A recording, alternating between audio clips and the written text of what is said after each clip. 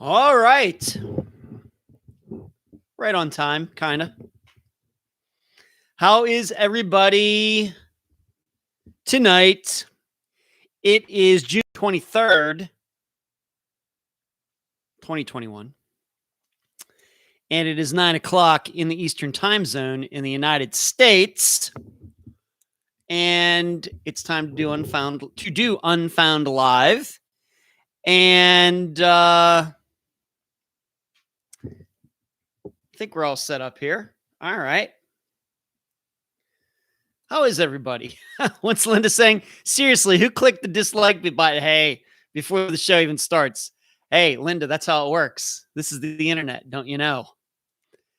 But as I always like to say as we get started here, that as you are watching, speaking of thumbs up, thumbs down, as you are watching tonight, I hope you will give this video the thumbs up on whatever kind of device you are using, from a tablet, like I have right here, to a phone, like I have right here, to the laptops that I have here, and even that may vary between a Mac and a Dell, or what we might say PC, personal computer compatible. Please give this a thumbs up, this video a thumbs up as you are watching tonight. Let's see who's in here. Linda, hello, D. Charlotte, Karen, CR, Kathy. How are you, Kathy? Twinkle, Jasmine. Come on, Eileen.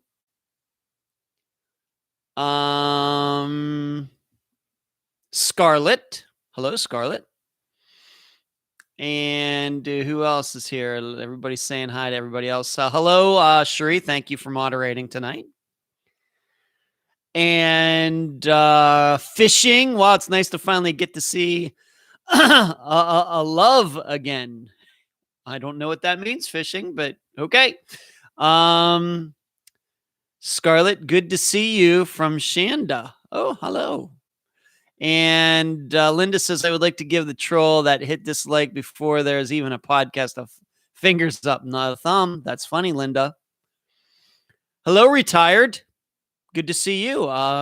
Maybe you're new to the live show. I think I would have remembered a retired sergeant name on here. So welcome to the live show tonight. As usual, I do not come to this live show with just talking about things off the top of my head. To my left, your right, is my agenda. Try to bring some interesting stories, interesting information, updates, a few updates we have here tonight. Of course, we always start out with things going on in my own personal life, not too personal, of course. And then we get to true crime topics, and like I said, we have some updates and all sorts of things. Questions. Took some questions that I'll be answering tonight. And before it's all over, we will talk about this Friday's episode. And I can tell you right now, it will be posted early on Friday because I have a drive to make on Friday to Orlando. I will be over there for a disc golf tournament this weekend. Cherie says, live again from fishing. That would make more sense, Cherie. Thank you. Reading that again. What did it say? It's nice to finally get to see a lot. Yeah, that certainly would be right. Cherie. Good one, fishing. Retired says, I never catch your lives. Well, you're catching this one. Thank you, retired. And JR, thank you for doing the Cassandra Ramirez podcast. I've shared it often. Well, JR, you're welcome. You are very welcome. It was good to have her mother on the program.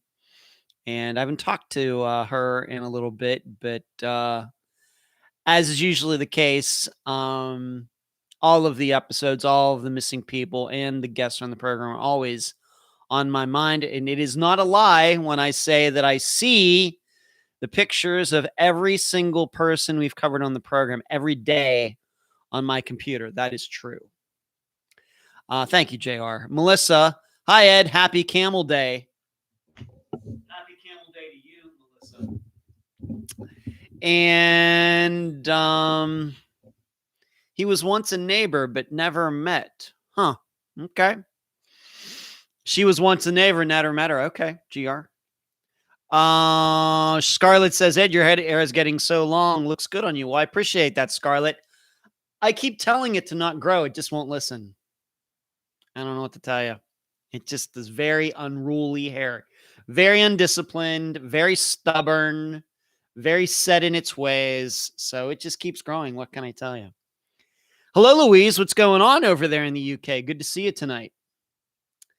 So as I just mentioned, we're doing some disc golfing in Orlando this weekend. And actually, there's a tournament there this weekend. And then in August is the Amateur World Championships, also in Orlando.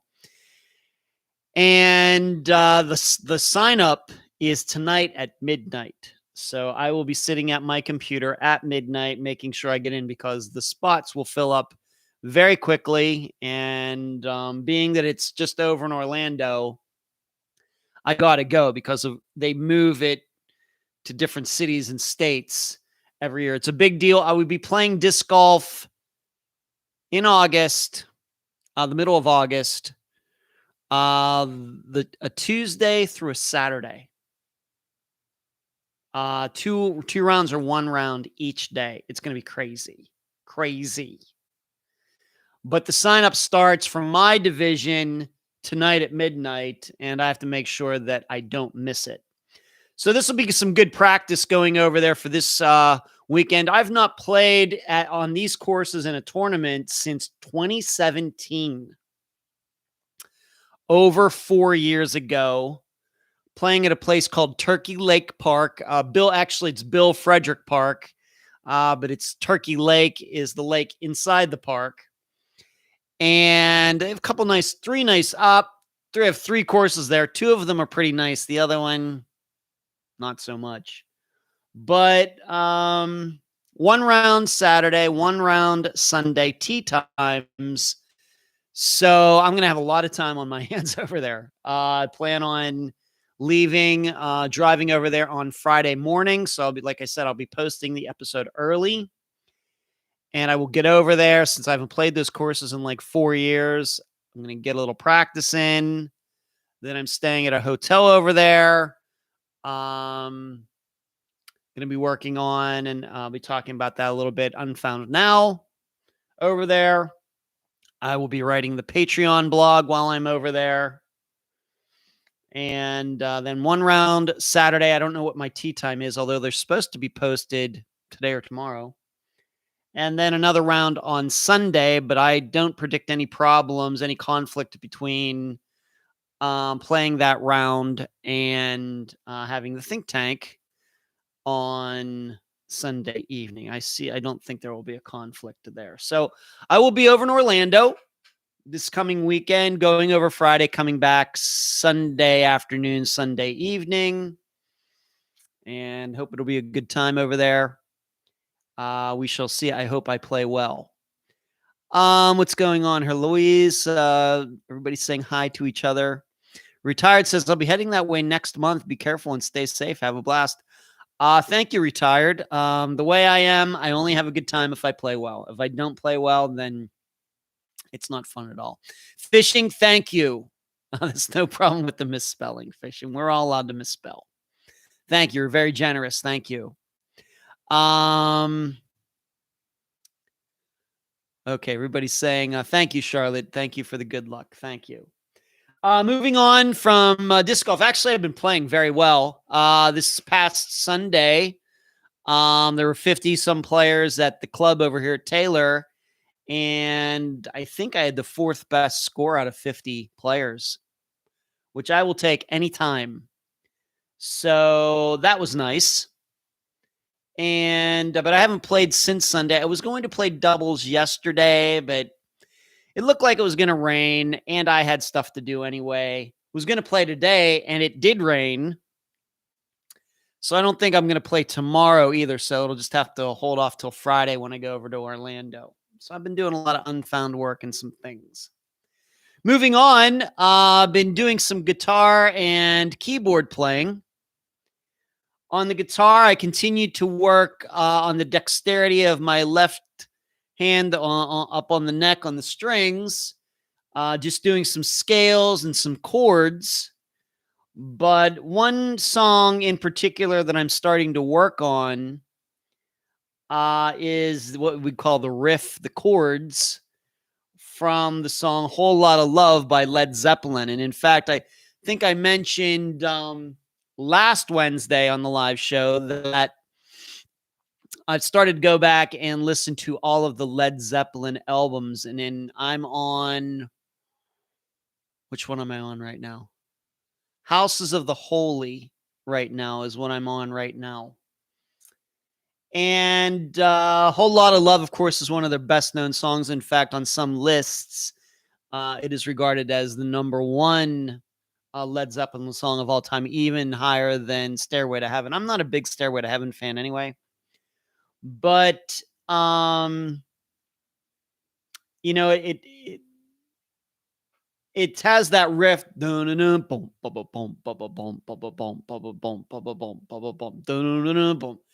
and then it gets it's a little crazy, of course, in the original recording in the middle, but I think it's something that I can learn. Of course, some of their other songs by, Jimmy Page, I cannot, but that's one I think I can learn. So I've started working on that. And then I'm also, to a lesser extent, working on the song Live Wire by Motley Crue, because that is also similar, and it's mostly chords, and there's no guitar solo in that song. So that makes it easy. So those are two songs that I'm starting out on with the guitar, in addition to just working on my dexterity and moving my fingers around. And that's the big deal right now.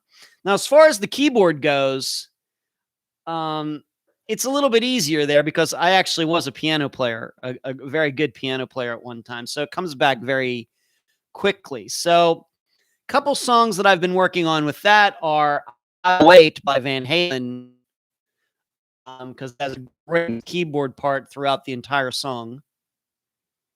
In fact, I would, of course, I think when people think Van Halen and keyboards, they automatically think of Jump, which is on the same album.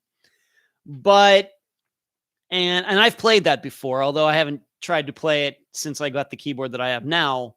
I used to play that way back in the day, but I was thinking getting back into it. Let's try something different. And so I'll Wait is a spectacular song, great keyboard parts, both as soloing and backup. Of course, the keyboard starts the song. Very good. Another song for the keyboards with rock is Subdivisions by Rush, which is a great tune. And then just from a piano standpoint, one of the pieces that I'm working on is a jazz piece known as Take 5, and I'm sure all of you have heard that song, even though you might not know the name of it. That's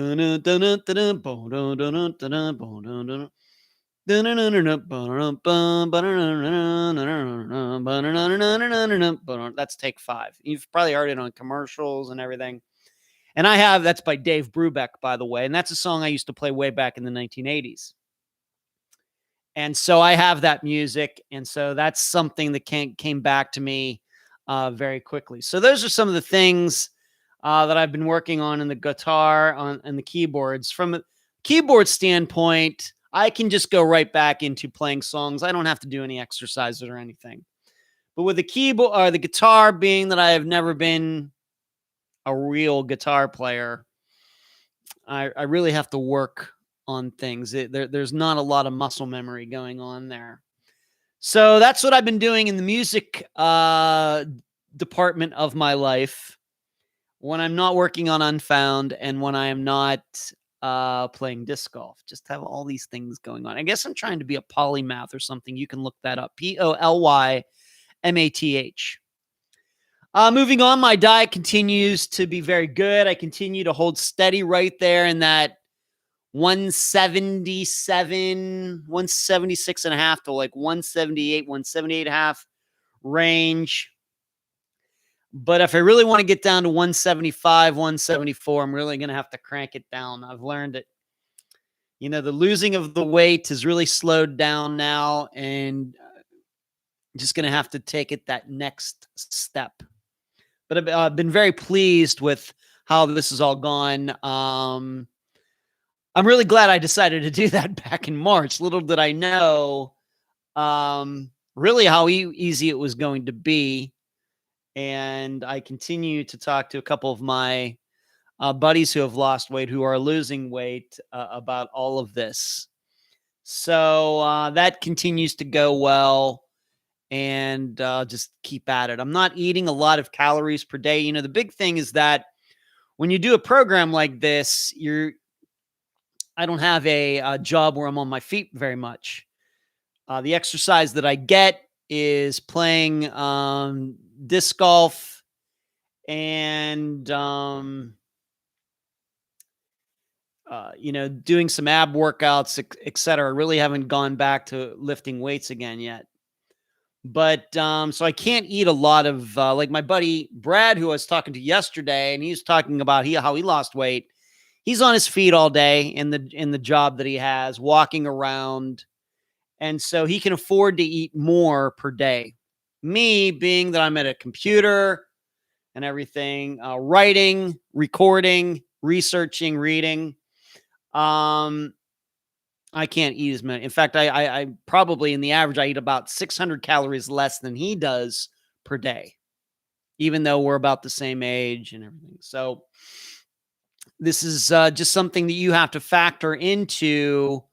You have to factor your lifestyle into all of this when you decide that you're going to lose weight. So what's everybody saying here?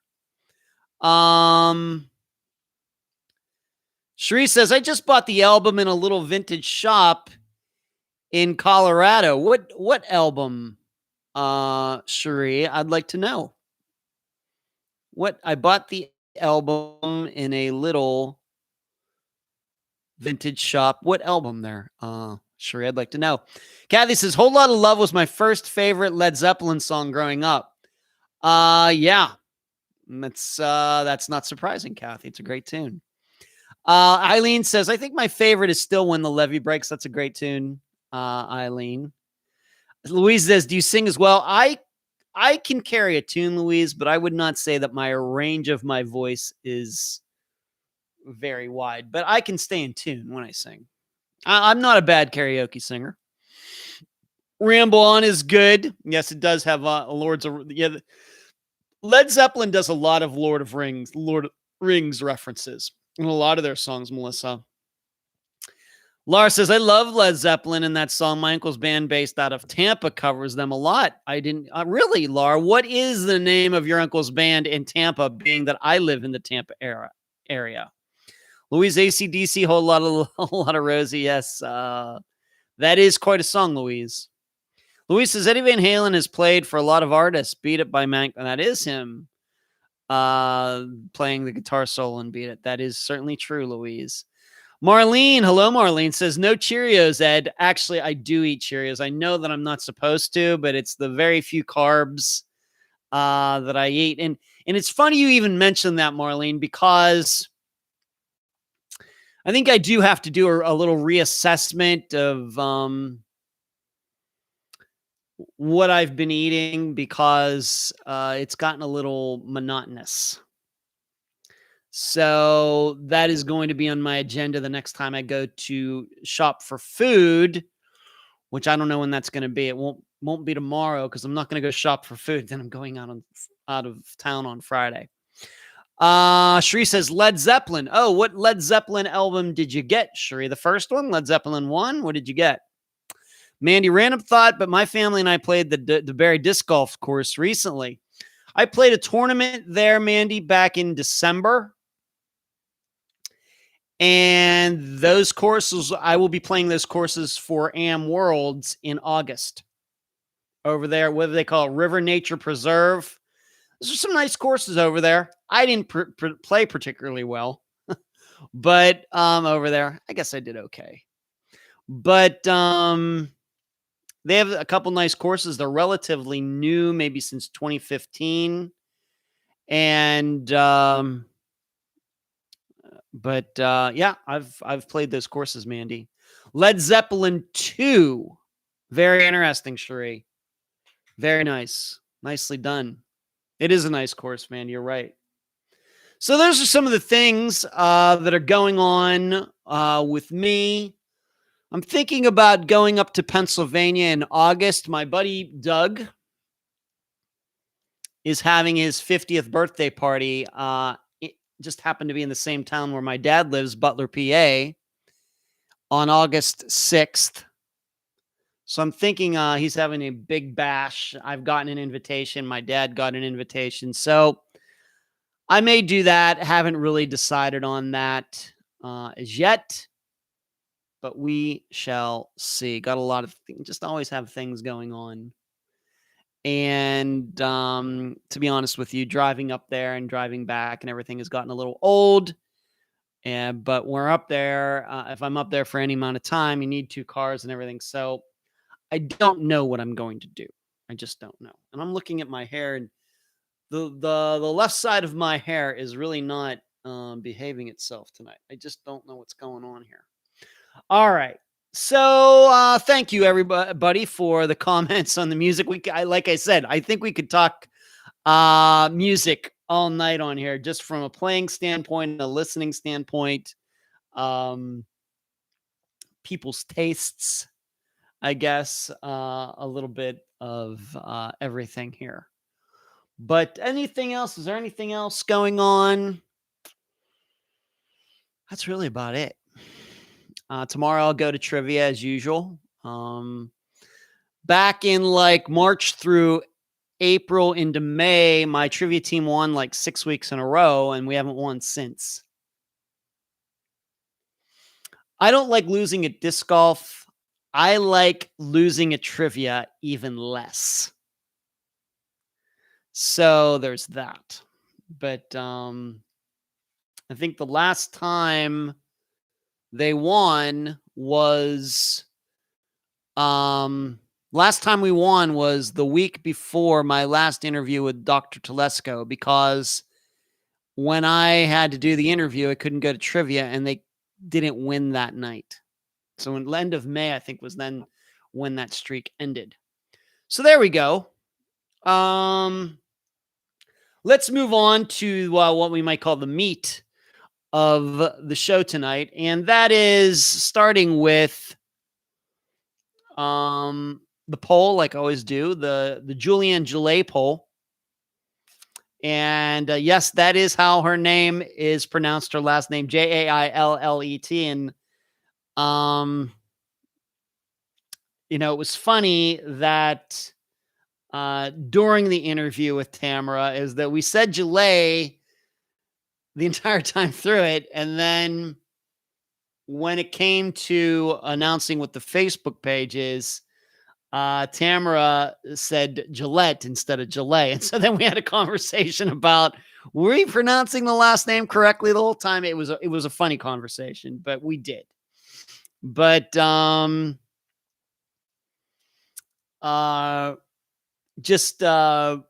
it was just a funny conversation. Of course, it got edited out of the official interview, but it was just kind of something that was funny, because in the first 2 times that I talked to Tamara, really was not sure. I would say Gillette, I would say Jaillet, she would say Gillette, she would say Jaillet, and then at some point I just had to ask her straight out, how are we going to pronounce this? We can't keep going back and forth.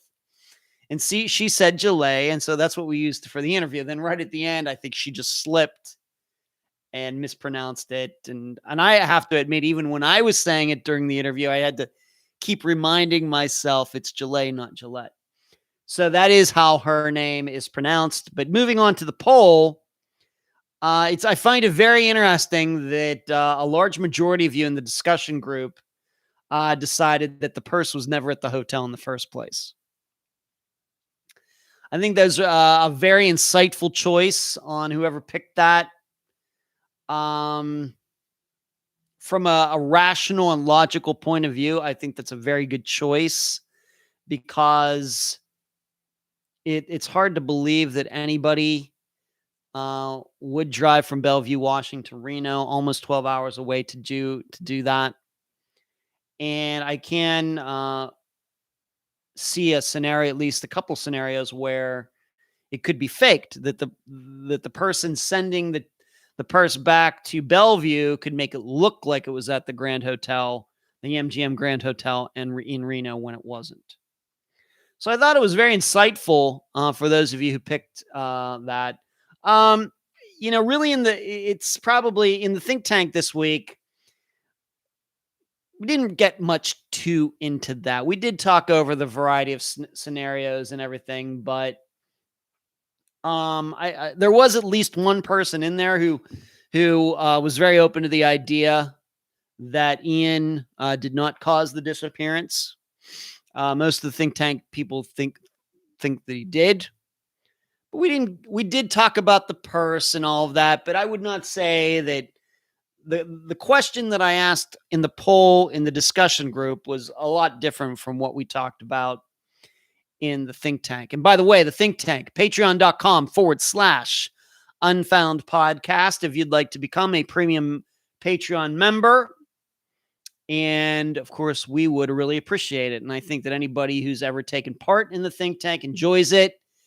And in fact, just a few weeks ago, we opened the think tank up for everybody to take part. I think that was for David Schrader's disappearance. And that happens every Sunday evening at 7 p.m. D asked me, okay, dumb question. Is it the live chateau? I don't know. Is it the live chateau? No, it's the live show, D. D, what are you talking about, D? Live tat or top chat? It should be for me, it doesn't really matter whatever you want to put. I would put live chat. If you're looking at your choice between live chat and top chat, I would put it on live chat, D, if you have a choice, I think. Charlotte says, I love Cheerios. I ate them a lot when I was growing up. I love Cheerios. I just get the plain ones. I put some raspberries on them to eat them, no sugar or anything. But like I said, maybe you see yourself doing this too, is that every time you go to the grocery store, you always say, you know what? I'm going to try different things this time. And then when you get to the checkout, it's 95% what you always get. It's kind of what I've been doing, and I really need to break that. And I plan on doing that when I go food shopping next, which probably won't be until next Monday. Boston says, Ed, are you planning on covering any of the recent missing kids cases? I like that you cover older cases. The family being available to take part gives a much clearer picture. Just curious, Ed. It just depends on what you mean by Boston. You probably maybe realize this, or maybe you don't. Maybe just subconsciously realize this, is that we don't cover any disappearances on the official program that are more recent than 1 year. So there's that. For the official. Now, of course, on Unfound Now, which I started about a year ago now. It's like a monthly video series. Yes, I do talk about recent disappearances. They're usually at the point that I talk about them 2 to 3 months old about. And in fact, I'm going to be doing one while I'm over in Orlando. But, and I have covered at least one, what we might call teenager, 17-year-old, Ilea. Unfortunately, I can't remember her last name right at the second, but from Las Vegas, she's still missing. So I have covered at least one missing child on Unfound Now, but when it comes to kids, I stay away from them. Both we kind of mostly do for the regular episodes and for Unfound now, unless it's just so obvious that the parents did not have anything to do with it. But I can tell you just honestly, just straight out, Boston, that whatever Unfound Now case I do this weekend, it's not going to be a missing child. I've already got a list. I haven't picked one out yet, but I've narrowed it down, and it won't be any missing children. I know there's this little girl has gone missing. I've seen people post a variety of times in the discussion group, and I've had to delete a majority of the posts because they're copied. I realized that, what's her name? Summer Wells is this little girl's name. It's gotten a lot of attention. I won't be talking about that for Unfound Now. I'm just going to concentrate on mainly older teenagers and adults. So that's the plan, Boston. Yeah, they're great minds think alike. Louise, like I said, I haven't really followed it. I've seen her name. I know that this little girl's missing only because people have posted it in the discussion group. I've not followed it, so I can't give any thoughts on it. Thank you for posting that. Patreon.com/Unfound Podcast. Thank you, Twinkle, for enjoying the think tank. Thank you. Thank Linda also enjoys, another think tank member. Thank you.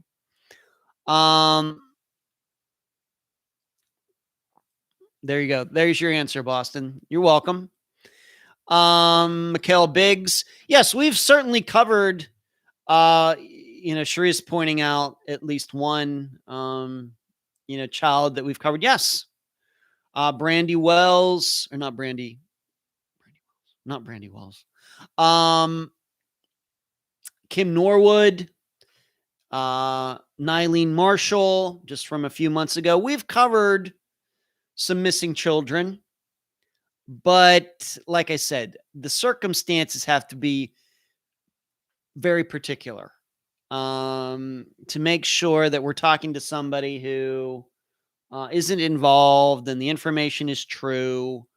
And that's, as I continue to say, that's usually tough to do in missing children's cases.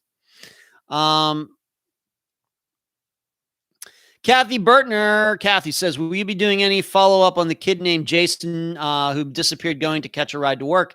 Jason Jorkowski, Kathy. It's one of the first, it's the second disappearance we ever covered on the program. I certainly bring his name up once in a while, but Kathy, you should know there's been no updates. There's been basically nothing since he went missing 20 years ago. So, I have to admit, Kathy, I'm surprised that more missing persons programs, podcasts, TV shows have not covered his disappearance more over the last so many years, especially since we're now, around the 20-year anniversary. So, there's just really nothing to talk about, Kathy, as far as I know. I know no new information at all. Hello, LaFord. Good to see you. Glad to you can make it, LaFord. Thank you. And Eileen also loves the think tank discussions. I try to do our best. Thank you, Boston. Kathy asks me, do I think that Jason Jorkowski never left home? Well, then we have to start thinking about what exactly happened, Kathy. Of course, his mother was the guest on the episode, and she was not at home at the time. She was at work. Are you saying maybe that Jason's father could have been involved?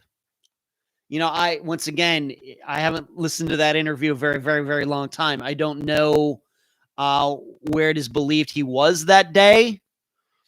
We have to remember that the other son was also home that day when Jason left. It starts to get a little bit complex regarding his disappearance if we're to believe he never really left home and something happened there, and it's just been a whole ruse the whole time for 20 years that he walked off, that really didn't happen. Something happened at home and there was a big cover up. That sounds a little complex to me, Kathy, at this point.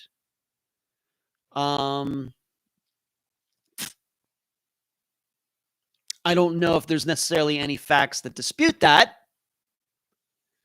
but it just seems a little too complex. The fact is, Kathy, is that would I cover Jason's disappearance? In fact, I was just talking to who was it? Somebody within the last couple of days about these, the older episodes and how some of these disappearances I would probably cover differently, if I were to do them again.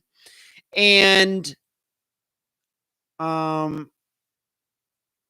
would I cover Jason's a different way? I really don't know how I could. I might be able to do the interview better simply because I'm more experienced now, but I think it would just still be all the same information. And what I think I've learned, Kathy, is that people do walk off. People do say they're going to go somewhere and don't. Now, why would that have been in Jason's case? I don't know. His is certainly a unique disappearance, but we could say, how's that any different than Craig Freer, who's over at some girl's apartment? He didn't go to work. His parents find out. He allegedly is going to, get in his car and drive home. Does not go down to his car. Doesn't go home. So I don't know.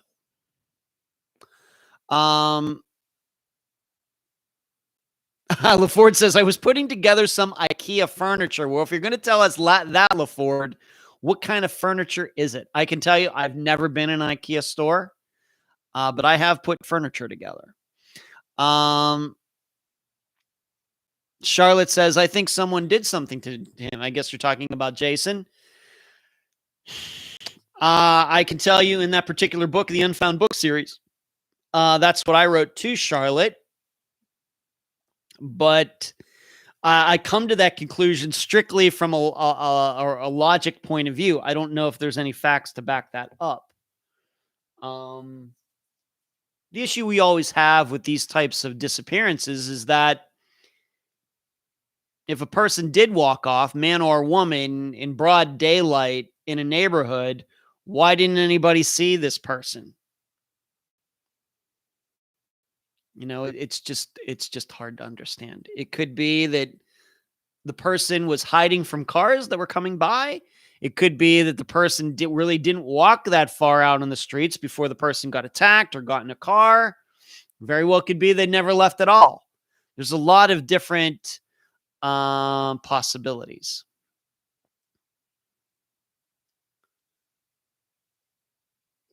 Louise asked, do you think when people walk off, they're going to commit suicide or new life? It just depends on that. I can't answer that. It just depends on the circumstances, Louise.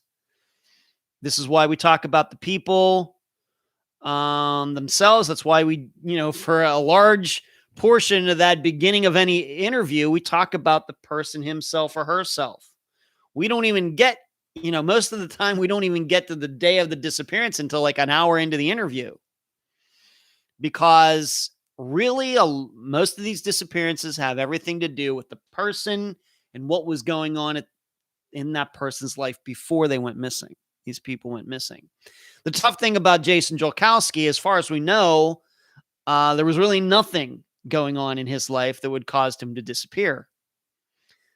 But the factor in all of that is he was a young man with a learning disability, and even his mother admitted that he could be prone to being tricked.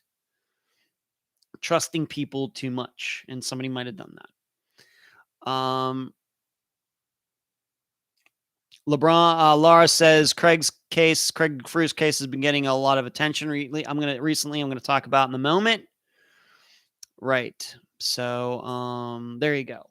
So once again, the Jaillet poll, a large majority of you decided that the purse was never at the hotel in the first place. That was a ruse that somebody, maybe Ian, possibly Ian, probably Ian, concocted. Let's move on to this. I just mentioned one of the Unfound books regarding Jason Jorkowski.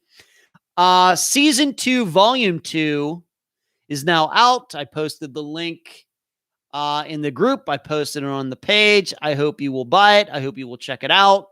It is in both ebook and print form, just like all the others. And I'm excited about it. And you should know that these books should be coming out at a quicker clip now. In fact, Season 2, Volume 3 is being worked on as we speak, although I still have to get a lot more information to the young man who is putting these books together. So I hope you will. That's one way you can support Unfound. As you know, we don't take any advertising for the program. I'm never going to take any advertising for the program because all the advertisers want to do is mess up the flow of your program. So to finance everything that we do here, we have other outlets, and I hope that you will go to Amazon.com, do a search for my last name and Unfound, and all the books will come up, and I hope you will check them out. So once again, Season 2, Volume 2 is now out. That means there are now 8 books in the Unfound book series, and we are about 20 books behind. So, you know, I keep saying it's going to be a while, but we're going to get it done. It's not going to be cheap, but it's just become very, very important to me that all of that gets updated. Kathy says, Linda, that guy comes forward. I guess you're talking about Craig Freer's case. Linda, that guy comes forward after 17 years. Come on, probably saw Craig in the car before he disappeared. Kathy says she has studied Craig's case a lot. Yes, you have, Kathy. I know that firsthand. Puma says it would be interesting to know the postmark on the box if it really was mailed from Reno. Well, Puma, you bring up a good point. I'm not sure if the box was saved or not. You hope that it would be, but that's never came up with Tamara. Unfortunately, I never asked her. I could ask her. Probably will ask her. But we know that the purse got turned into the police. I wonder if the box that it was shipped in did. So we just don't know. Laura, not sure what to think about Craig. I don't know if he's credible or about him. I don't know if he's credible after all this time. Once again, I'm talking about Craig Freer's case. Well, let's just go to that. There was a search that was done within the last couple weeks, as some of the chatters in here are mentioning that some guy has seemingly come forward after all these years to say that he saw Craig on that day in a car on the day Craig disappeared. You know how I feel about such things. I dismiss all of it. When we start talking about witnesses who come forward after so many years insisting that, yeah, I saw Craig on this particular day, this exact day, 17 years ago, however long it's been, it's just not believable. And now, probably most of you know that because that's a topic that I do mention once in a while, but the public who, the public that doesn't follow missing persons cases, that doesn't follow true crime, they'll hear something like that and actually think that it's real news. It's not. It's just not. So I would totally reject that. The problem is, it very well may be that he's telling the truth. It's just because of the circumstances, there's just no reason to believe him. So this search was done in that area. Nothing was found.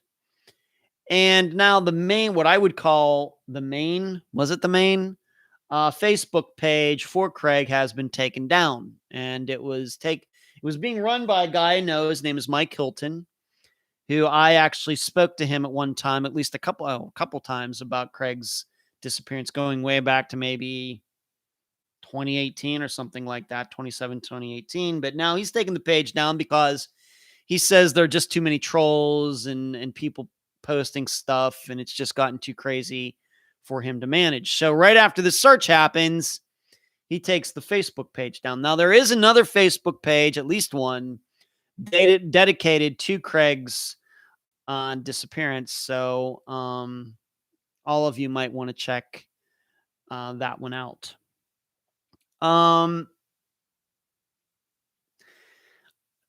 I think that the key to this disappearance, and you don't have to be a missing persons expert to know this, that the key to this disappearance is still this this girl at the time, not a girl now, grown woman.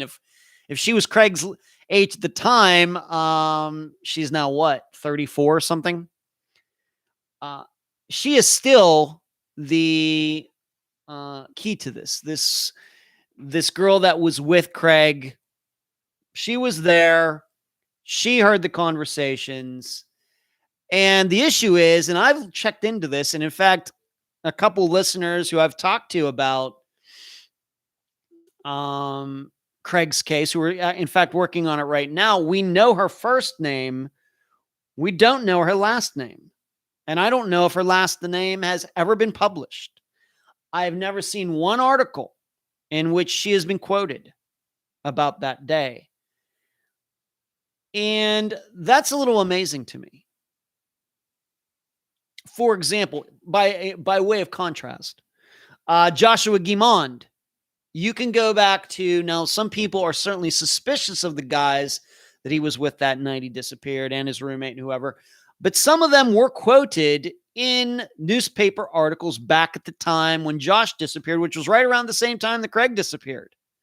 So why is it that these guys were quoted, but she's never been quoted? I don't know if she's ever done an interview with any media anywhere. So it's just hard to say. And we would certainly love to track her down. If anybody happens to know her last name and where she is and everything, we would love to talk to her. Of course, we would talk to her off the record. And I might be able to say that, we talked to her, we did track her down, and we got more information about that day. But it would certainly be nice to track her down and see what she has to say, so that can be made public.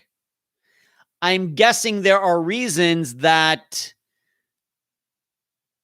her name and everything have not been made public. In fact, the issue, if I can talk about this, is that Craig's mother, Craig's disappearance, we covered that during the summer of 2017. So approximately 4 years ago. Since the interview I did with Craig's mother, I've never spoken to her again. Through phone, through texting, through email, nothing. Now, being that so many, and being that I did the interview and so many of you have listened to that episode, the girl's name is not mentioned there, even though I know Veronica, Craig's mother, knows her name. I don't think she'll say it. So, that's still a key to this. I'd certainly like to know his demeanor and everything from that day, how he reacted. What did he say? Did he say that he saw his father out in the parking lot? Did he try to avoid him? All of these things. Where did he say he was going? Not that that all would have been the truth, but it would certainly add a little more piece, one more piece to the puzzle. So I would certainly like to know who she is. Now, I'm sure there are people in that Scotia, New York, Glenville area of New York who know exactly who she is. I just wish we could track one of those people down. So I think my perception is that a lot of people think that Craig Freer's father was involved in his disappearance. The more this disappearance continues, the more I think he wasn't. And this might be a situation like we've run into probably with a lot of some other disappearances, maybe like David Schrader's, just walking off. For Craig, it was the embarrassment of getting caught lying to his parents and everything else. So that would not, I don't think that would be surprising. So let's see what everybody is saying here. talking about the witness. Linda says they had to shut the page down. He said he was being threatened. By who? It's well, the thing is that all you'd have to do, we have a Facebook page and it has a lot of people on it. Get very few trolls. We have a discussion group. Once in a while, somebody sneaks through and we end up blocking the person. They get in there and they want to advertise their own business or something like that. And it automatic, just about within a few minutes, gets deleted. I don't know what to think of that, Linda. I don't know why a disappearance like Craig's would bring many trolls out. I can see some other ones. I don't know what to think of that. Being that we have a group and a page, we really don't have that many trolls. And in fact, this live show, we had a troll a couple weeks ago, but it's maybe once, maybe Charissa maybe would say maybe once every 10 shows that we have a troll or something. So I'm not sure what to think of that, Linda. The trolls can certainly be awful, but I just, my firsthand experience with it. And there's never been any trolling on any page that we've ever had on Facebook or anywhere else that got so bad. And I'm like, well, I'm going to have to shut this down.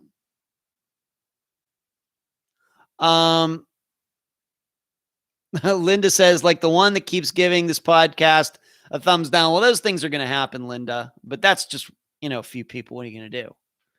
I don't know.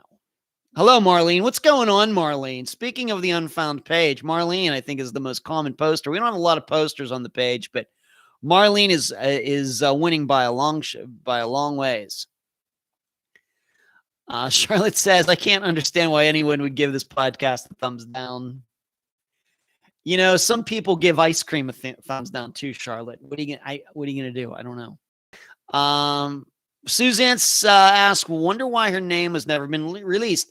Well, it could be because she's a minor. At least she was at the time. Just something that comes to mind, but she's in her 30s now. No.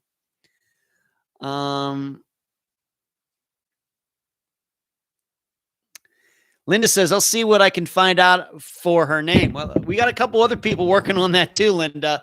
You're more welcome to give it your shot as well. Laura says, I believe this recent cold case 13 was the first time since your interview that she has spoken publicly. You may be right, Laura, for all I know. That very well could be the case, and that would not surprise me at all. Granted, it's totally her decision whether she wants to talk to whoever she wants to talk to. But I can tell all of you that not talking to a guest on the program for 4 years is pretty unique. I don't know. Linda says he put up a post in the group before taking it down that he was being threatened. Don't know. I will admit, I've covered over 200 disappearances. I've gotten some threats too. Has not fazed me at all.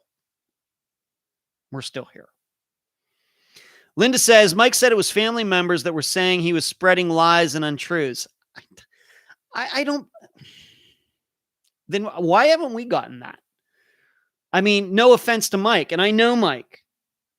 I've not talked to him recently, but surely the podcast got more attention than his Facebook page. I haven't not gotten any trolls anywhere regarding Craig's case that I can remember. So if I've gotten any, it must not have been that noteworthy. So I don't know about this. I get trolls and critical emails about other disappearances that we've covered, but Craig's has not been one of them. Carrie says, we don't have trolling issues. We really don't. Even though we have a ton of people and everything else, it's well known. Just don't. I don't know. Kathy says, Laura, remember she spoke at that bike race her kids participated in not too long ago. Marlene, I love posting, and you're right. Who would give you a thumbs down? Not me. Well, maybe some of my ex-girlfriends would, Marlene.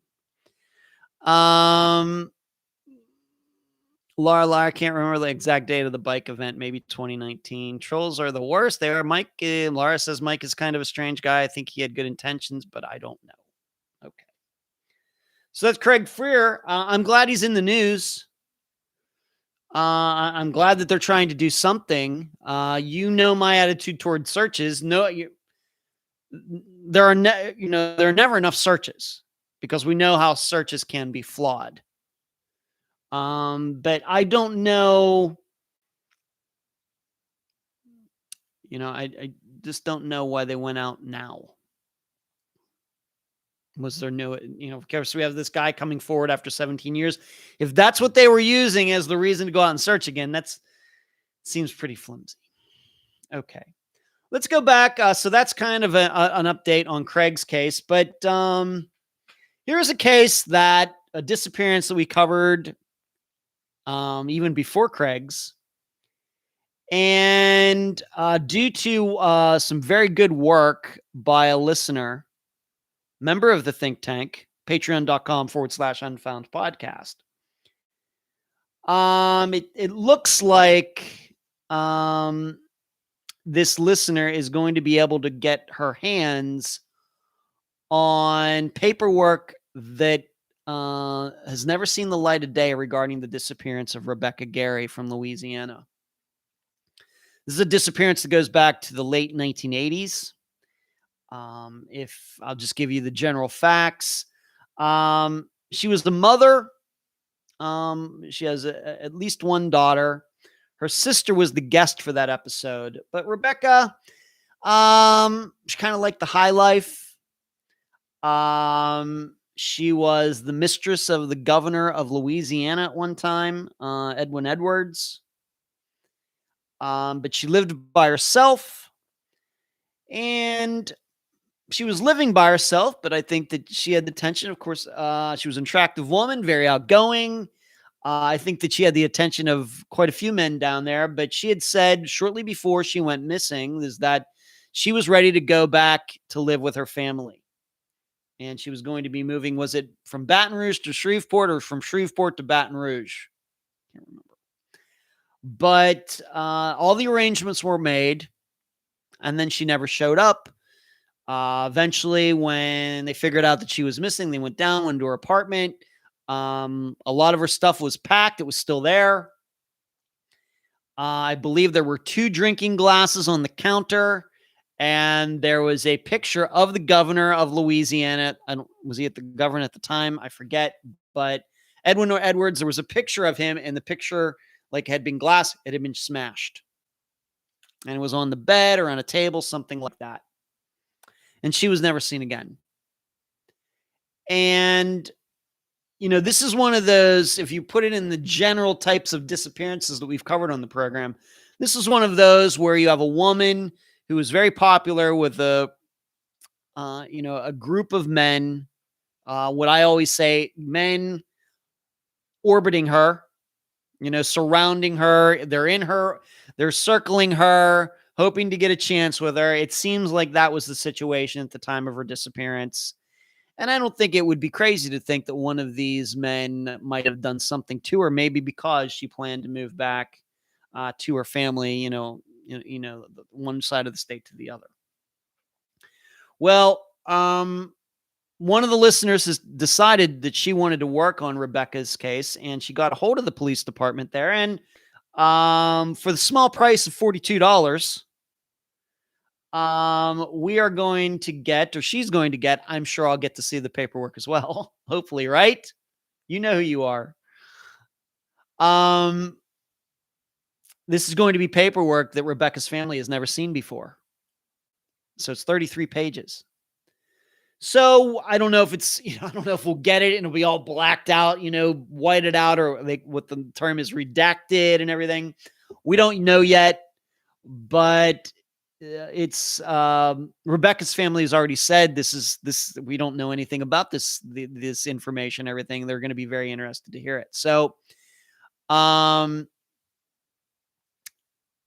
this should be very interesting, but this is even something like this can go a long way. Now we'll see what happens when we get the paperwork, but Rebecca's is not a disappearance that I think that has ever been mentioned on any update episode, all 8 of them. I don't think that hers has ever been specifically singled out, but it's good to know that when the next update episode comes at the end of August, she will get included. So this is what people can do. Something as simple as this. I almost get the feeling from the person who's doing this work is that the police are like, well, nobody's really ever asked us. It seems like this is pretty easy. Now, maybe there's more than 33 pages and they're only giving 33 pages out. I don't know. But I got the feeling is that they were like, well, I'm just surprised nobody's asked us for this before. So I don't know how long it's going to take to get it. But if I can talk about anything that is in it once, of course, Rebecca's family gets to look it over and we talk it over and see if there's anything new in it. I'll try to give you as complete an update as I can. But this is what we're trying to do. Just little, it's a big thing. It's a little thing, but it's a big thing. Things like this are important. And you know how I feel about FOIAs. This is essentially what it is. There's a reason that we don't use them for the program because it's sometimes you don't get anything. You can wait months, a year, and still not get anything. And I don't work on anybody's time frame but my own. I'm not waiting for them if I want to cover a particular disappearance. So this is why this special project that I had told you all about, I don't know, back in February or March, this is one of those disappearances in that project. And so it seems like we'll be getting some paperwork here soon. And if I can, I'll let you know what it says. But I might not be able to tell you what it says. I just don't know yet. So, but I think that the listener who's done this work, I cannot thank her enough for doing this. I think this is exactly what we're trying to do here at Unfound. And I know that Rebecca's family is very excited to see, what is in this paperwork. Might be some things in there that they didn't know, that have never been covered in any news program on the interview that I did back in 2017. And that's certainly what we're hoping for. Certainly. Carrie says, we have gotten interesting emails from upset family and friends, but no real issues. Carrie's, as many of you know, Carrie is one of my assistants, along with, of course, the moderator, Cherie. And Carrie is certainly correct that we have gotten some interesting emails. I've gotten some interesting messages. People not too happy about how Disappearance was covered. Usually somebody that we've talked about in the episode, or a suspect or a suspect's son. Had that happen once. So it does happen. But I would not call them trolls. In a way, some of them, I don't know if they're trolls. I think some of them are just very emotionally motivated. The most common type of message that we get is somebody will fire me off some email about how it was all lies and everything else. And then, of course, my simple response is, well, you tell me what the lies were, and I'll think about it. And I'll see, and usually either it's one of two things. Either they don't get back to me. So they say they're lies, but they don't point any of them out. Or they get back to me and they maybe point out some inconsistencies, but I don't know how I would go about proving that they're correct or the guess was correct anyway. Or they are things that have nothing to do with it. Well, she wasn't 32. She was actually 33. And it's not even the missing person. It's like, some witness or something. No, she wasn't 30. She was 29. Things like that. So we get stuff like that. Laura, thank you very much. Look at that little rainbow there, Laura. Thank you for the contribution. Suzanne says, I think Edwin Edwards killed her. Well, I don't know if the governor. I don't know if the governor himself might not did it, Suzanne. But we could certainly entertain the idea that people connected to him for whatever reason. Whoa, might have done that. Wow, that was a lightning strike that just made me jump. That hit close. Wow, that was scary. Whew, okay. Hope the power doesn't go out. Thank you once again, Laura. But Suzanne's certainly a possibility, but it's one of many possibilities. It's just hard to say. It seemed to me Rebecca was hanging out with a lot of different men. Nothing against that. I'm not making a value judgment here, a moral judgment. All I'm saying is that any one of these guys could have done something to her, and it maybe could be none of them.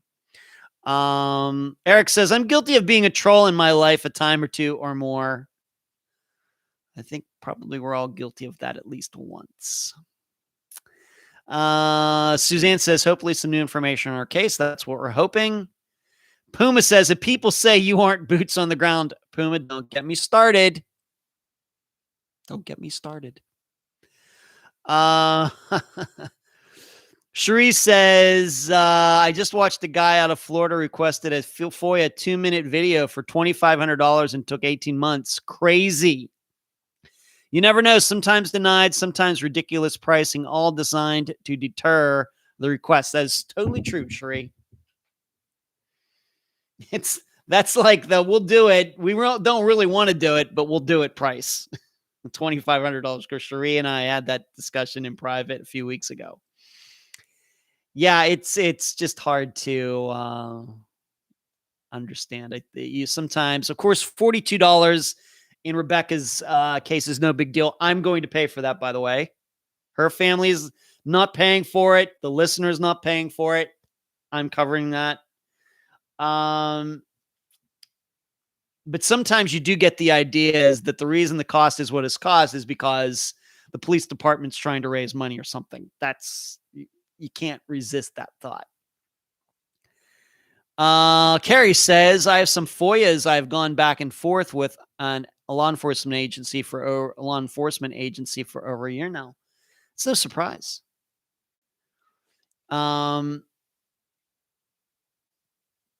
What's hard to understand is because I know what we might call traditional media outlets. For example, local media companies in cities, for example, the Trib in Pittsburgh, the Tampa Bay Times here in the Tampa area, etc. They do FOIAs all the time, and it seems that they get that information right away. Whereas podcasts, other type of media outlets, it does seem like the police give these types of outlets the runaround. That is a perception on my part, but I think it's pretty true. It just seems that way. Hello, Jill. Have not answered your question yet, Jill. Twinkle, packing for moving tomorrow and did so today. Going to go to bed now to rest. See y'all next time. Good night, Twinkle. Thank you for joining us tonight. Yes, you are moving. Very excited for you. I've seen your posts, Twinkle. Very excited for you. Congratulations. Cherie says it's supposed to be the freedom of information, but is it really? It's certainly not free, Cherie. Certainly. There's another thunderbolt. Wow. Okay. Let's move on to this. Let's answer a question. Being that Jill is in here, let me answer Jill's question first. Jill asked me, how would you have changed Unfound? If I could start this over and do it all again, what would I have changed at the beginning?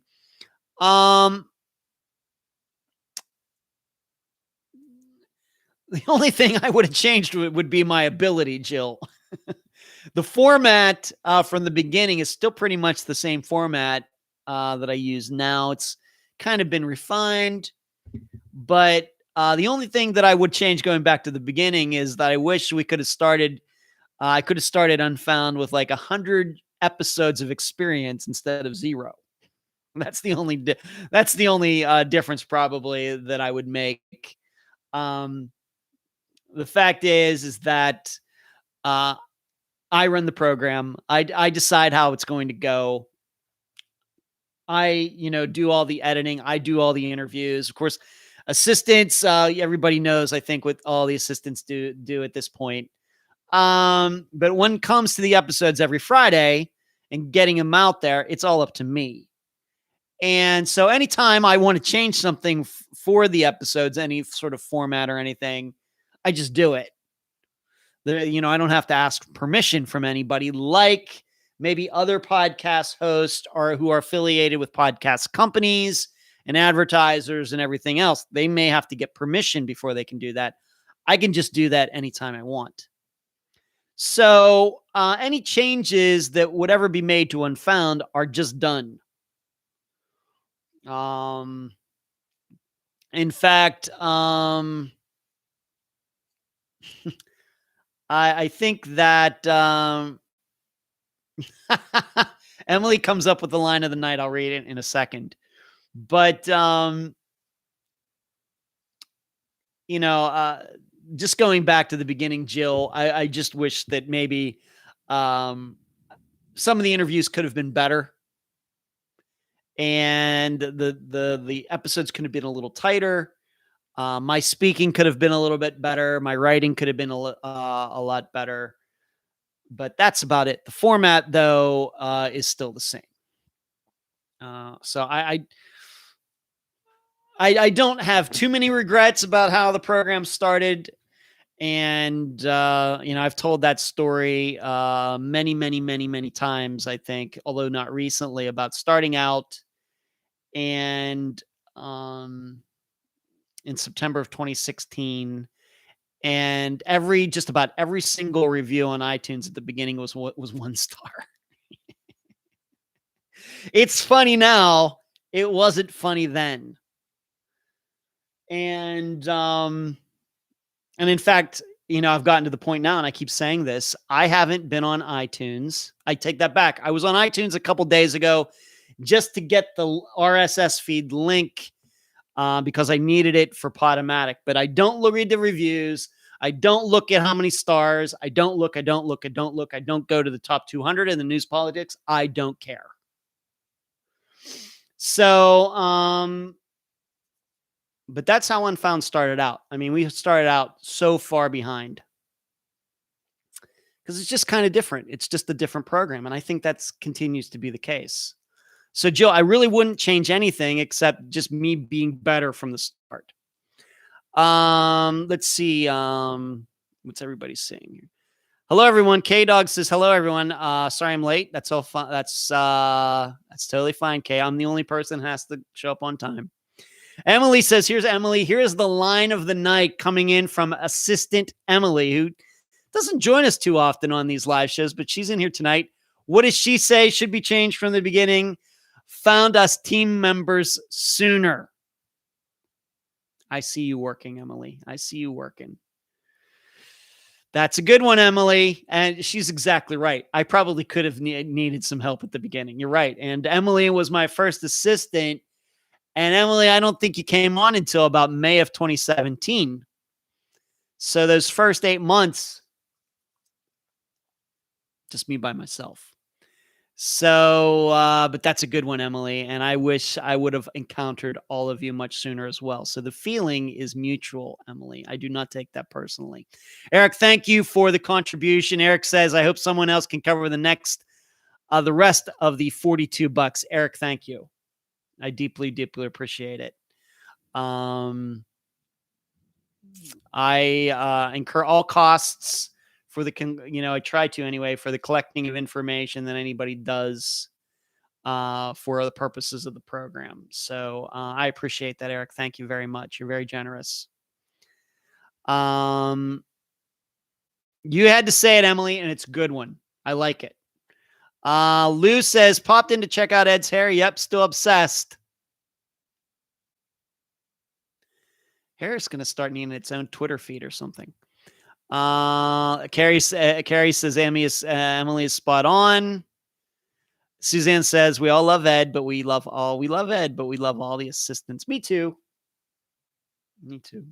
So that's the answer to that question, Jill. Thank you. That's a good one. Jill, continuing her record in a row of asking great questions. Keep it up, Jill. It's nice.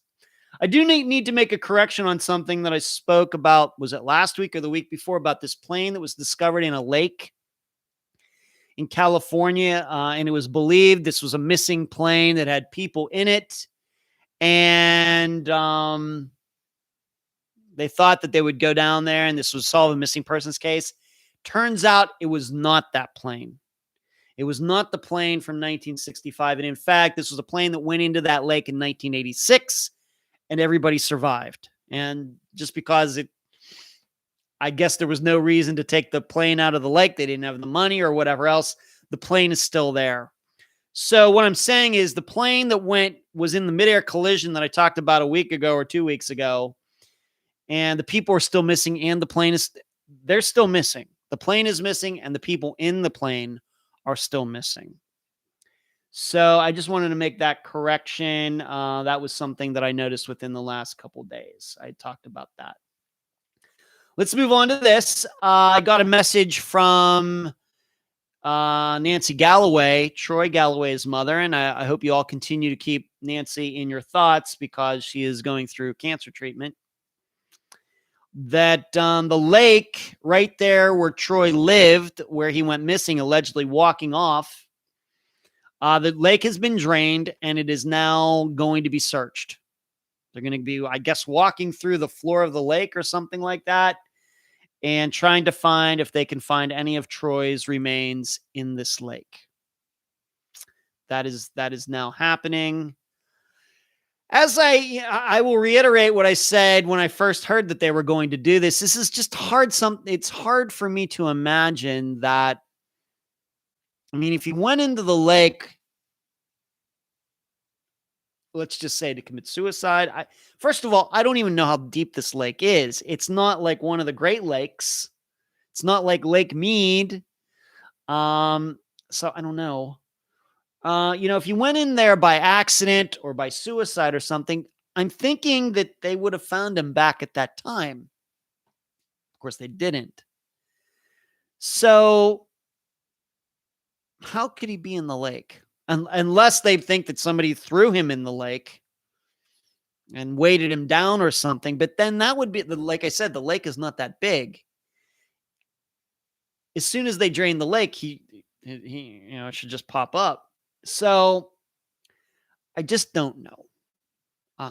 It just seems to me, I'm guessing they wouldn't do this and then unless they had a good reason, but we've heard all sorts of things done in investigations that seemed odd and they didn't go. It seemed like a good idea, but we couldn't attach why they were doing it and it just didn't end up going anywhere. So it's once again, like all of these situations, it's kind of bittersweet. On one hand, are you supposed to hope that Troy's remains are in the lake? Or on the other hand, are you not supposed to hope that Troy's remains are in the lake? I just have the opinion that I will be very surprised if they find his remains in the lake. I think that's where I stand on it. But that's going on right now. That is a disappearance we covered way back in 2017. And speaking of trolls, Troy's is one where we have gotten some emails and messages, comments on the Podomatic site, people not liking how his disappearance was covered. And I think it's mainly been friends of his wife at the time who have done this. So you can take that for what it's worth. Let's see what, wow. Okay. Popped in, Boston. Thank you very much. I'm going to stay safe. As everybody knows, I am a concealed carry holder here in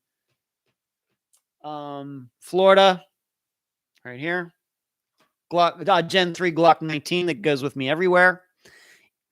So I do stay safe, and when I stay at home mostly, I'm very much a hermit, Boston. So it's easy to stay safe when you're a hermit like I am. Carrie says, I just whacked. And so thank you, Boston, for your contribution. You're very generous. Thank you. Just whacked all my hair off. It's now shorter than Ed. So I'm sorry to hear that, Carrie. Thank you. Thank you, Boston. You're very, very kind. The Misfit says, Cherie, has Ed ever thought of doing channel memberships? You can talk to the Cherie about that.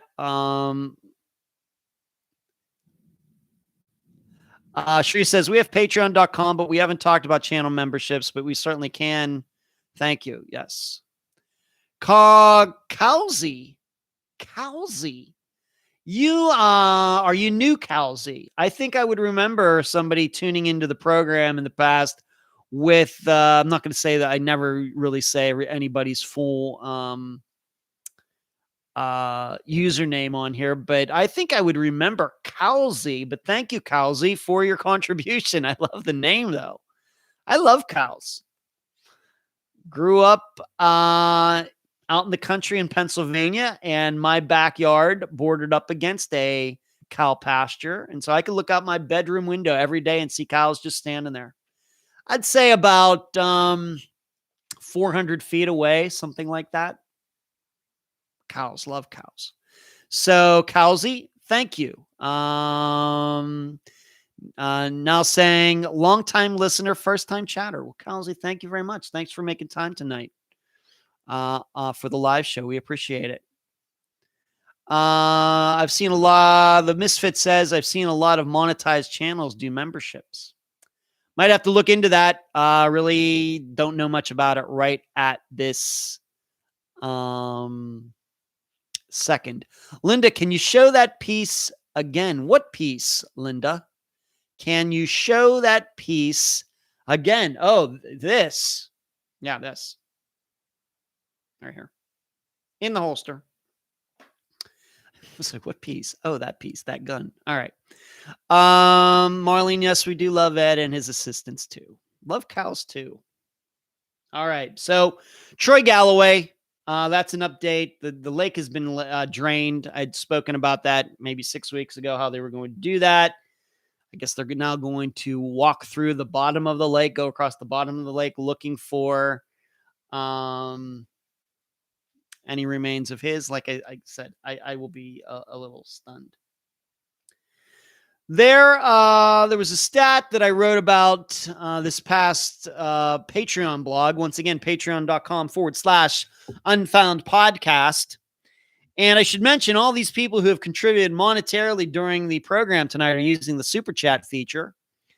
You can see that little gray square with the $ in the middle of it. That is how you can monetarily contribute to the program if your YouTube account is attached to some sort of money account like PayPal. What is it? Is it Venmo or Vemno? I can never remember. One of those. You can monetarily contribute to the program. And once again, patreon.com/Unfound Podcast and paypal.me/Unfound Podcast. But on the Patreon blog that is available to anybody who is a Patreon member, I had written about how at least 34 of the over 200 disappearances that we've covered on the program involve husbands being possibly involved in their wives' disappearances, or we could say boyfriends being involved. So there's situations where a guy just says, I got up one day and she was just gone. And I listed those all on Patreon. And I then ended up putting that list in the discussion group so everybody could see. And in fact, some people even pointed out I might have missed one or two. So about 35 out of over 200, that's about 16% of the disappearances we've covered. And you need to keep in mind that number doesn't include. So when we talk about relationships, this is what we're mainly talking about. But that number does not include maybe wives who made their husbands disappear. You might think of maybe Jonathan Estes, maybe Doug Hale, maybe. That doesn't include mistresses who might have been cause to disappear because they were dating married men. Of course, we just talked about Rebecca Gary. That might be a possibility. Marina Bolter is another possibility. And this number also doesn't include maybe family members who might have killed other family members. And that could be Mandy Stokes with she and her brother living together. And then maybe Nicholas Masucci and Nicholas's daughter, who was the guest for that episode way back in 2018. She's been more vocal in believing that her brother caused their father's disappearance. So that 35 out of 200, when it comes to relationships, if we were to count all those other categories, I mean, would be close to 50 probably. And this is why I continue to say that our relationships are the number one cause of disappearances. And I'm bringing this up because you're going to hear the statistic this coming weekend, this coming Friday for the disappearance that we'll be covering then. But I just wanted you to know that I kind of finally totaled that all up. And that is about the number that I came to. And now maybe you understand why I keep saying that relationships, whether it's marriage relationships, dating relationships, family relationships, women or men on the side relationships, it's amazing how many of those, end up being associated with disappearances. So I wanted to just point that out. Yeah, Robert Cox. That's another one. Yeah, a wife maybe causing her husband to disappear, saying that Robert, who could barely walk, walked off into the woods and then nobody could find him. Certainly that would be another one with wife possibly being involved. Kathy, that is certainly a good one. That's certainly one that falls in one of those categories for sure. So I just wanted to point that stat out to you. So remember it.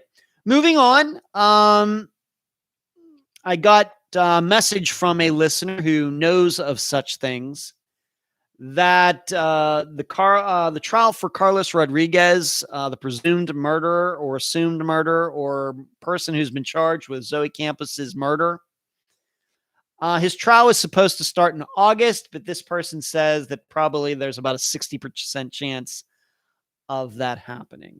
So I guess better odds than not that it's going to happen in August, but also you could read that as there's a 40% chance that it won't happen in August and that it will get pushed to September, October, whenever.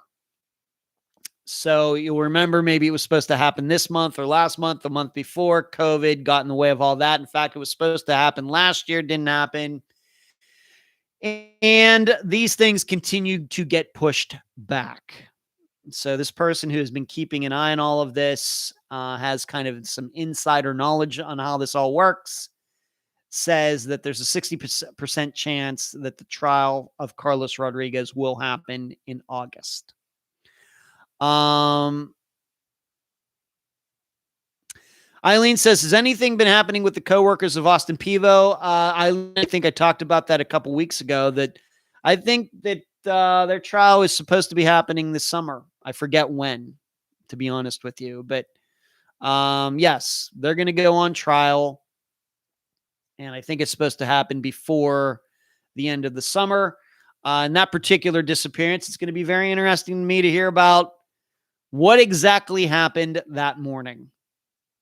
What went bad so fast that these coworkers caused Austin's death. I think they're going to claim self-defense. We'll see how that works out. Let me answer another question. I know Dee is in here. Of course, she hasn't done any commenting since she got in there at the beginning, but she did send me a question and I have to answer it. She asks, what do you like to do when you go camping? How do you deal with the heat? Well, tell you the truth, Dee, I'm not much of a camping person. I'm not really much of a nature person. I think I got my fill of that growing up in Gilpin Township in Pennsylvania because I was an only child. There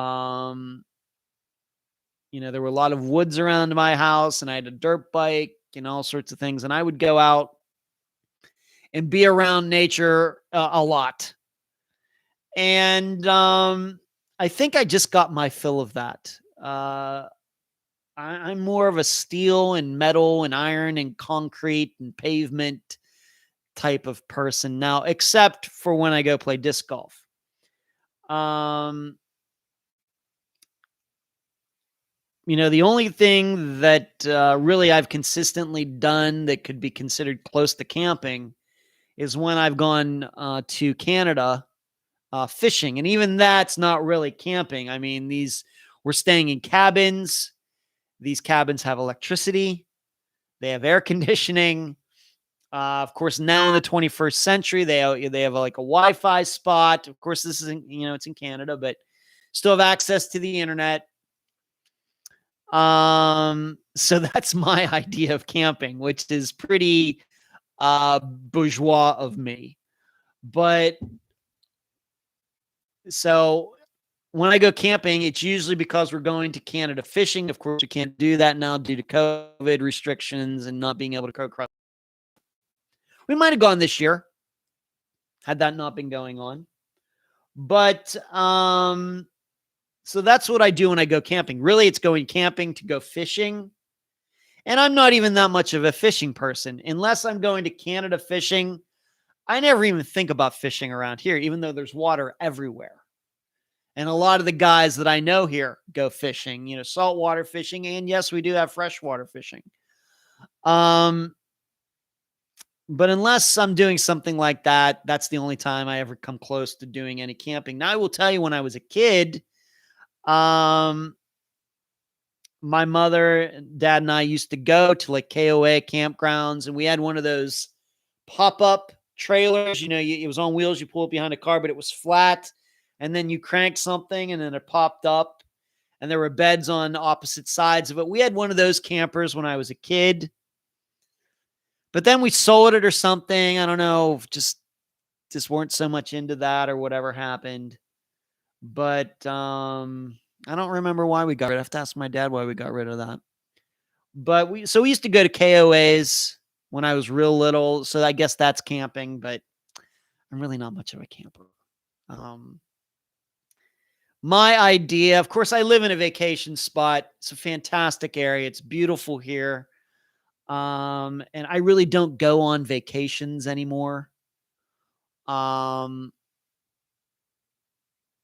really have not gone on what I would call a vacation since like 2010 or something like that. Some crazy like that. Everything that has happened since then is usually been not going on vacation at all, just doing the things that I do on a daily basis. Or even when I've gone to Canada, it was still doing work up there, unfound work or doing some writing or whatever else. So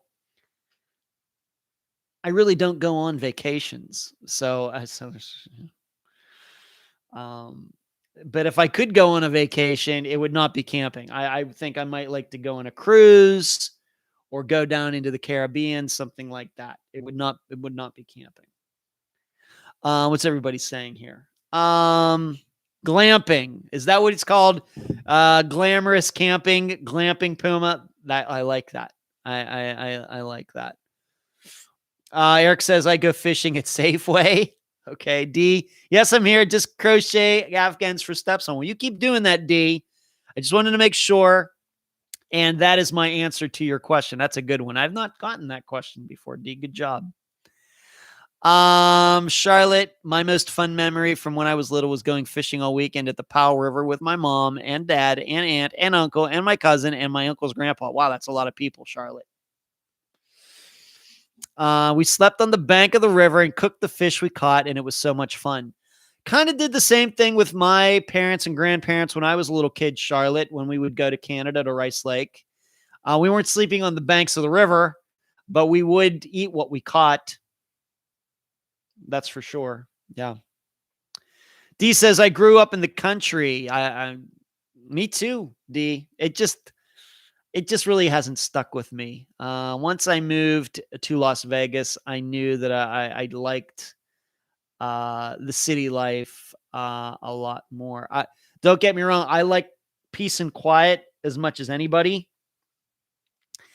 And maybe I would like to try living in a house out in the middle of nowhere some point just to see what it's like, but there's no plans for that. Charlotte says it was in Tennessee where they went fishing. You can delete that. I'm not going to read that, Cherie. You can delete. We're just talking about trolls. We were just talking about them. And one pops in here.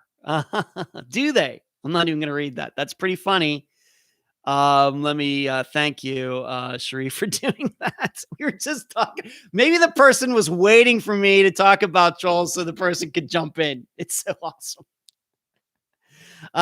D says, we have a camper, but had to put 2 ACs in windows. Yeah, that would be what I would have to do, D. I love my air conditioning. I just crank the air conditioning down in this apartment so much. Let's move on to this. I can't tell you about all the details as you would expect, but within the last week, I got to speak to Bobby Campbell. You remember she went missing from Utah. General Murray, I think it was Murray, Utah. And her daughter Stephanie was the guest. Well, Stephanie is continues to work very hard on her mother's disappearance. And in fact, just today she sent me some information, but I can't talk about it. But I just wanted to give you the update, and of course, this will get included in August's update. But she's still working very hard. I haven't, I just can only give her advice, give her my opinions and everything, but I have to give her all the credit in the world. It seems like she's very focused on this, and she's not going to give up. She seems very motivated, and she has certainly found out some things since the episode came out. When she was on the program. It's been a while since she was on the program, but she's certainly done some things that have helped move it forward, and kind of adding on to what we covered in the interview, whenever that was. Was it 2019? It's been a while. So if you forget her name is Stephanie Farrell, and I know she is in the group, but I got to speak to her on the phone. Was it this past weekend? Was it Monday? This past weekend, I forget. And I think she's getting closer and closer to the answer. The big issue with that case is that it does seem that because of what her mother was involved in, there's a lot of rumors. As we usually run into when people are, living drug lifestyles. And so Stephanie and I had a conversation about that. But like I said, I can't go into the details. But we'll just have to see where it goes. We just have to keep in mind this is a disappearance that's pretty old. And but I think Stephanie is doing a very, very admirable, constructive job. K-Dog says, Ed, you can come stay with me in Michigan. I live in the country 10 minutes from town. That, I know, Michigan. I've been to Michigan. I think, Michigan has a lot of great disc golf courses, K-Dog. So I may just have to take you up on that.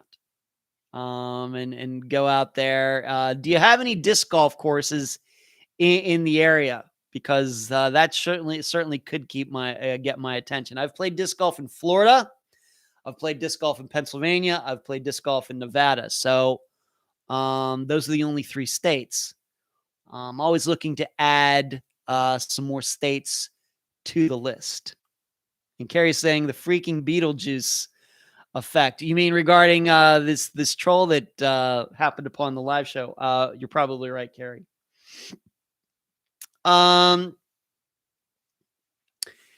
Laura says, we used to fish when my dad had a boat and we could camp in Virginia. That is where I caught my first shark. Look at you, Laura. I would go camping now days, but I really, really hate bugs. Yeah. Bugs and fishing usually go together. That is true, Laura. They're never quite too bad when we've gone to Canada. I mean, once in a while there are mosquitoes and everything, but nothing that really stands out to me as being really, really bad. But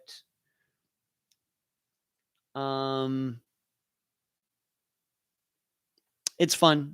Fishing is fun as long as you're catching stuff. It's not fun otherwise.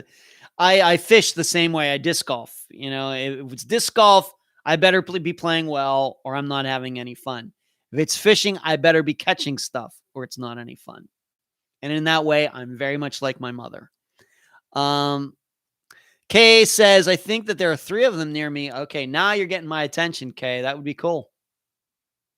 Yes. Kathy hates bugs. Linda's, I love camping. We go every year at least once.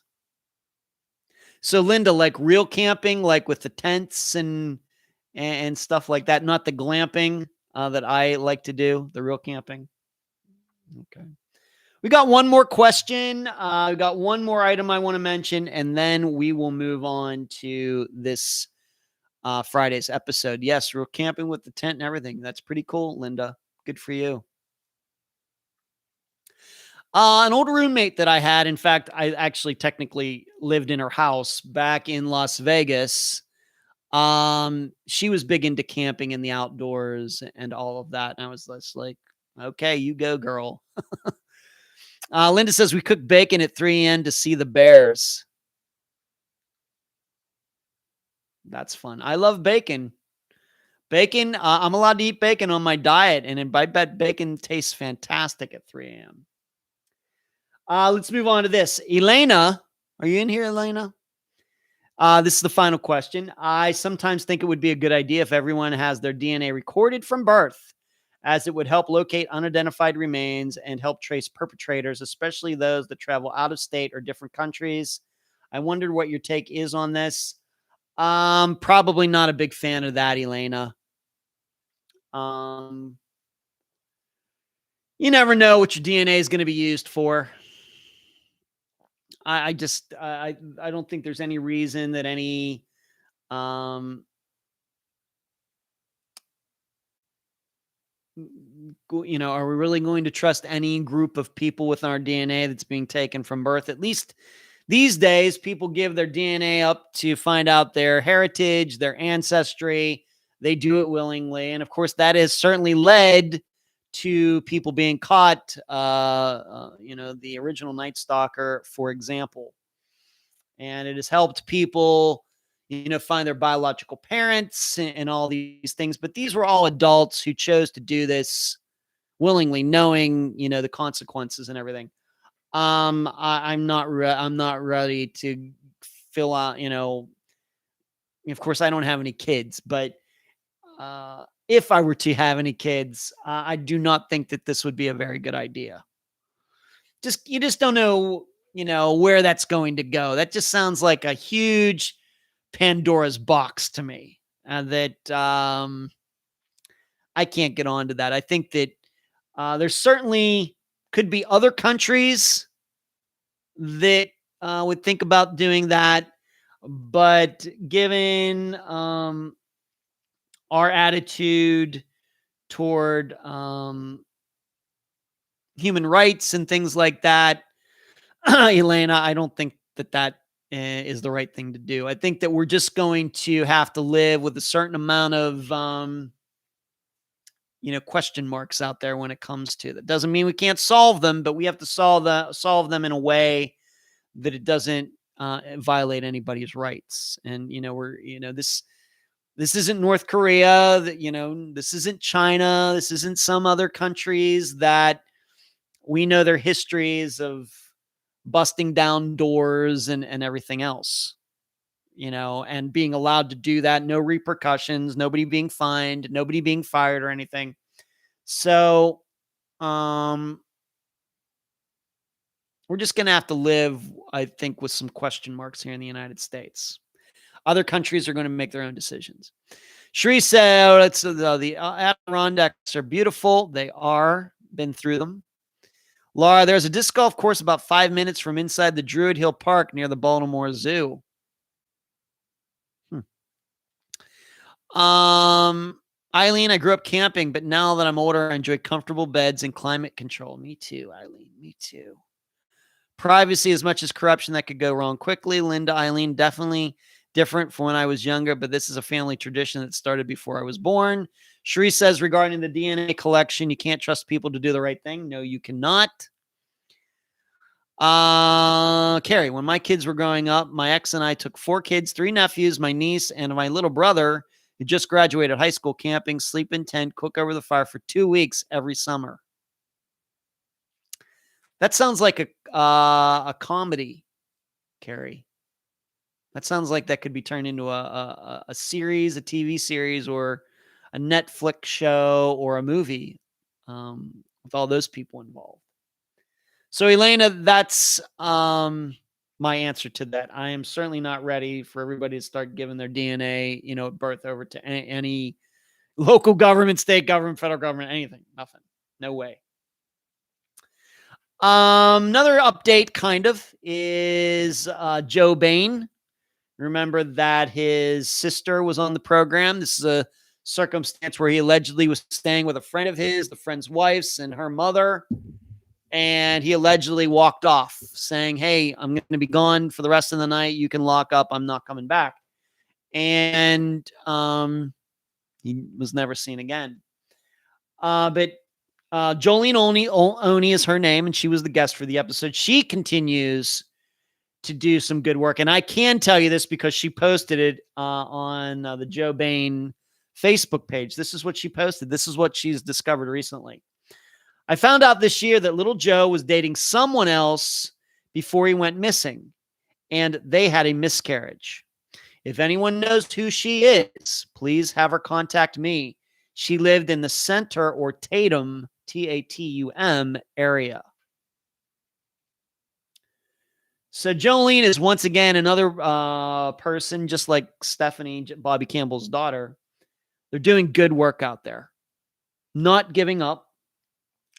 Little Joe's disappearance is another one, almost 20 years old. I know Bobby's is even older than that. But these people, these women are not giving up. I think they're doing fine work. And whereas I do believe foul play was certainly happened in Bobby's, I'm still not sure about Joe Bain's. Of course, I did write about it on the Patreon blog, but certainly could believe that something happened in that house. Certainly could believe that he went somewhere and something happened. But, we've heard so much about walk-offs. For example, David Schrader, I'm going to keep mentioning his case. It's not hard to imagine a situation where little Joe walked off for some reason, just walked off. Who knows what was in his head. But Jolene will keep working on it. And she's certainly talking about it on the Facebook page. So if you're not yet a member of that Facebook page, please go to, I think it's called Bring Little Joe Home, but his name is Joe Bain, Boehm. So you can see what Jolene is writing about the work she's doing. Carrie says she misses real camping comedy. Avera's usually Cherie. Me too, Cherie. We used to go for a week every summer. Some of my favorite memories. Sure appreciate AC and a hot shower after a week or two in a tent. Yes.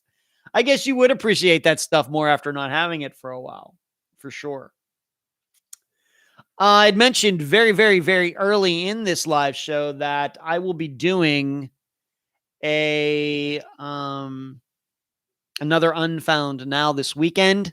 Probably while I'm in Orlando. I'll probably film it in my hotel room over there.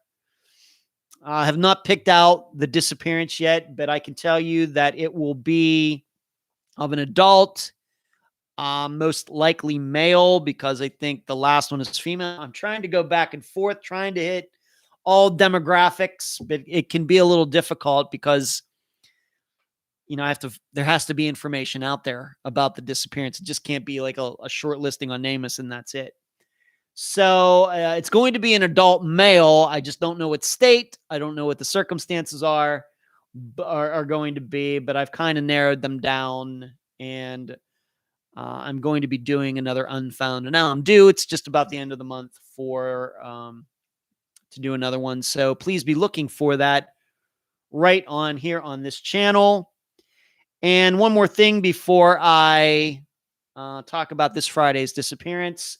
For all of you, we've talked about the Think Tank premium Patreon membership, but for all of you who are premium Patreon members who are watching tonight, please be looking for an email from Eric or a posting in the very, very, very, very, very private Think Tank group on Facebook. We're going to be making some changes to Unfound on the Ground. Eric and I talked about that yesterday, and we're going to try to make it easier for people to access, easy for people to comment, etc. We're 10 episodes in. I've listened to every one of them, and got a lot of feedback from many of you who have taken part in the Unfound on the Grounds. So we're going to be making some changes based on your feedback. So be looking for that, and those will be enacted for the next Unfound on the Ground in July.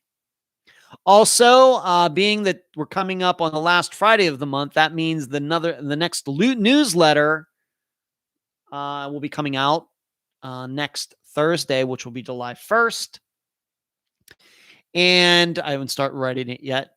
I haven't started writing it yet, but the big change with that will be a week after the email goes out to everybody on the email list. There will be an audio version that will be posted on the unfoundpodcast.com. So already with the recent changes to the Patreon blog, where I not just write it, but then I read it and also post the MP3 file in Patreon, I'm going to be doing that with the newsletter as well. It'll be both written and there will be an audio file on the website. And so I think, but it won't come out at the same time. It's going to come out a week later. I want to encourage people to get on the email list. So if you're not on the email list, contact me at Unfound Podcast at gmail.com. Unfound Podcast at gmail.com. LaFord says the last, I meant the last Unfound now. Yeah, this young woman who in Texas, seen in her car, and she was, out of her way. Her car is found in a totally different city on the side of the highway. LaFord, I agree with you. But as I think I stated at the time, I think our experience from other disappearances that we've covered on the program that are like her disappearance, you got to suspect foul play. That would be my first choice. I'm not saying there's any proof of that, but given what we know about other disappearances, they're kind of like hers. Certainly. Kathy says, LaFord, I think Cynthia was going to meet someone and something happened since she went south to the gas station. Kathy said that. Yeah, Cynthia. Yeah, Cynthia Ba Traore was the last Unfound now. And her disappearance is still unsolved. And it's been almost a month since we did that Unfound now. JR asks, what's your theory on the Cassandra Ramirez case? I have to believe that the man in her life did something to her. I don't know if there's a lot of other choices on that. Maybe. But, him saying that he dropped her off so she could go get a Subway. This isn't much different than a guy who goes to bed with his wife. Next morning, he says he got up, she's not there, but all of her possessions and her car and her her phone and her purse and everything are there. And he goes, I don't know where she went. It's kind of has the same feeling to me, JR. Something happened. Why? I don't know. But it just is it sounds very flimsy to me. What kind of guy, if he really cares about a woman in his life, just says, yeah, I just dropped her off and she went off and I don't know what happened. It's the same way with Chelsea Cobo. Those two disappearances are very similar. Kind of the same thing. All right. Let's move on to this Friday's disappearance. The disappearance of Rachel Cyriacks. Now you're going to say, well, Ed, that's Cyriacks. That's Cyriacks. No, it's not. It's Rachel Cyriacks. Cyriacks. And I think this is the first time that Unfound is going to the great state of South Dakota. We've gone to North Dakota with Donna Mikulenko, but I think this is our first visit to South Dakota, Woonsocket, of all places. Rachel, she was in a very troubled marriage with a guy named Brad. They had been married at that time for about 12 years. They had 3 children. But he had a lot of stints in jail, and Rachel had a drug habit, and it seems it illegally happened, but they lost custody of their kids. It seems that Brad's father, the kids' grandparents from California came in, got the kids, and just took them. And so over that final year, before Rachel went missing, she and Brad lived without the kids. One was in Iowa. The other 2 were in California, even though there was no paperwork or anything like that. And the guest for the episode, Rachel's mother, Mary Shabot, Schabot, 2 very unique last names for this episode, talks about how Rachel, at the time of her disappearance, was trying to get those kids back. And the story goes that what had happened on Halloween, October 31st of 2013, which just happens to be Rachel's birthday, Rachel and Brad got in a fight. He hit her. She called the cops. He got taken to jail. He was in jail till November 13th. And on that day, Rachel went to pick him up in their truck, a gray Chevy truck. He got out of jail, but she was never seen again. And when he was finally tracked down later, when people finally figured out that Rachel was missing, he was driving the truck that Rachel was driving to go pick him up that day. So this is Rachel Cyriacks, Cyriacks. She disappeared on November 13th, 2013 from Woonsocket, South Dakota. The guest for the episode is her mother, Mary Shabot. And the title of the episode is The Kids Aren't All Right, kind of doing a play on the Who song, The Kids Are All Right.